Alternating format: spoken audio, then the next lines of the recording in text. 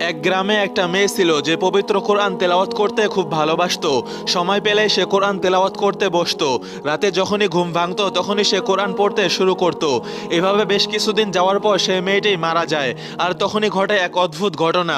হঠাৎ একদিন রাতে ওই মেয়েটির মা মেয়েটির রুম থেকে কান্নার আওয়াজ শুনতে পান। তখন তিনি ভয়ে সেই ঘরে না গিয়ে পরের দিন সকালে মেয়েটির বাবাকে খবরটি জানান, কিন্তু তিনি বিশ্বাস করেননি। পরের দিন রাতে আবার তার মা সেই কান্নার আওয়াজ শুনতে পান। তারপর মেয়েটির বাবাকে ডাকেন। মেয়েটির বাবাও সেই আওয়াজ শুনে ভয় পেয়ে যান। তারপর সকালে এই ঘটনা মসজিদের ইমাম সাহেবকে বলা হয়। ইমাম সাহেব এই ঘটনা যাচাই করার জন্য ওই বাসায় এক রাত থাকেন। রাত গভীর হতে না হতেই সবাই সেই কান্নার আওয়াজ শুনতে পান। মনে হচ্ছিল অনেকজন মিলে একসাথে কান্না করতেছে।